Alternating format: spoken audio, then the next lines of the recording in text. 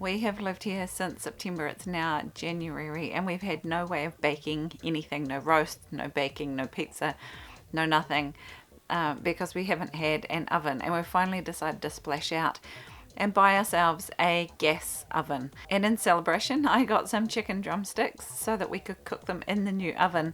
Matthew brought it home yesterday. We unwrapped it very excitedly last night, and only to discover that the whole top corner has been smashed in. The box must have been dropped or something bad has happened, and so it has to go back. But I've been stuck with these drumsticks and I need some way of cooking them. What we have been using actually cost us pretty much nothing. It's the inside barrel of a washing machine, and inside of it we have used the bricks out of a night store heater. If you've met those before, they store up the electricity over the night time by heating up these bricks and slowly release the energy out during the day.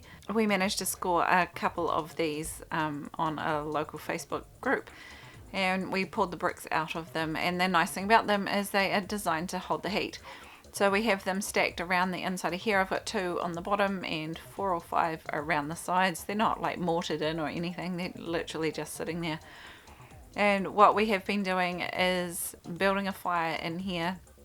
Thankfully we are surrounded obviously in a whole lot of slash wood from when they have cut down the forest, so we've got a whole lot of free wood that's all about the right size to stick in this barrel.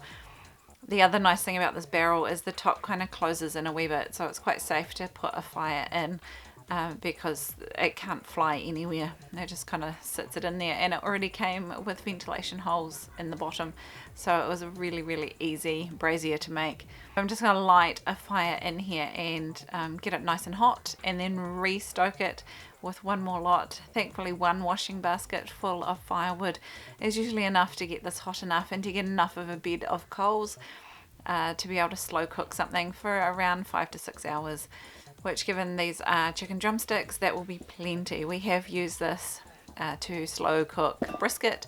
I've used it to slow cook a roast chicken, and it does potatoes really well as well. The red meats, I have found you have to cook quite a bit longer. So for them, I tend to get the fire going about 8 or 9 o'clock in the morning and make sure I have the food in the oven by about 11. These chicken drumsticks probably won't get in until somewhere between 12 and 1, but they should be well and truly cooked by the time dinner rolls around. While the fire is burning away, I'm going to pop inside and show you how I put the chicken in the Dutch oven that I have. This is the Dutch oven that I've got. It has got the trivet feet, which I actually find quite important for cooking in the fire. It just gets the bottom of the pot up off the coals. Inside there, I then line it with a layer of tin foil, and I often will make one of these wee snakes with the tin foil, and it helps just lift everything up off the ground again.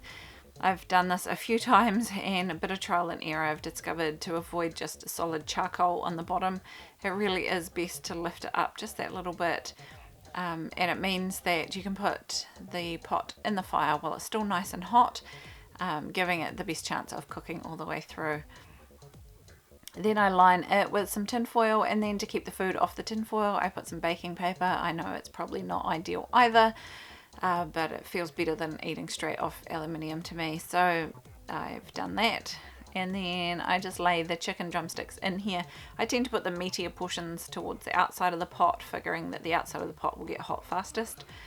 And then I put the wee leggy bits on the inside, and then I'm going to sprinkle on the top of here some garlic and some thyme out of the garden and plenty of salt. And then on top of there I have got some potatoes that we dug up recently. These ones are damaged from whatever. Some of them got stabbed by the fork, some of them been eaten by worms, so I'm gonna peel them as well and stick them in on top. And then to top them all off, I'm putting a layer of baking paper before I put the lid, because whilst this lid is seasoned, I do find that the steam seems to condensate up there and you often get sort of brown drips on your food, which the kids complain about. So I do put a layer of baking paper over the top of that as well. And then I just put this heavy duty lid on the top, and it's all ready to go in the fire. Now let's go back out to the fire. I need to move all these coals all over to the side. It's obviously burnt right down, but it's clearly still quite hot in there. So if we just sweep the embers out the way so that not any of them are pushing hard up against the pot, One option with a Dutch oven is to scoop the coals straight up onto the top as well, but with the setup I have found that I don't really need to do that. I think the bricks themselves and the heavy cast iron seem to hold the heat really nicely. All I need to do is to pop it in here, and then we've got a heavy cast iron plate that was in an old barbecue that we used to cover the top with.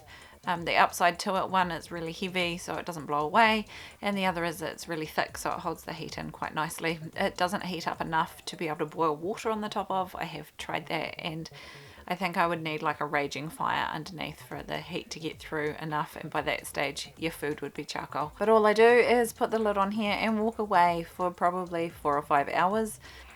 I have managed to cook bread in here, bread buns, and what else? I've done chicken a few times as well. So it's definitely flexible. Considering it was free, it's quite an effective way of cooking food that can go basically anything you could cook in a slow cooker. I reckon you could do in here. Last week I did chicken drums in the bottom and a brisket sitting directly on top of that, and managed to do 2 meals at once. And considering all this wood is also free, it's a great option for us. It's not as convenient as a gas oven, and I can't wait to have that set up properly, but this will do for us for tonight. Now let's check in here and see if this food is properly cooked. Look at that, it is cooked perfectly. I hope you found this interesting. It's certainly a fun option to try and cook off grid with a decent sized family, and to try and keep everyone fed and everyone happy, and whilst also buying the cheaper cuts of meat. One day hopefully we'll be able to supply all our own meat, but there's only so much you can do with a 2-burner cooker in the house, and so having this baking option really has been a bit of a game changer for us. Thanks for joining me today. I will catch you in the next one.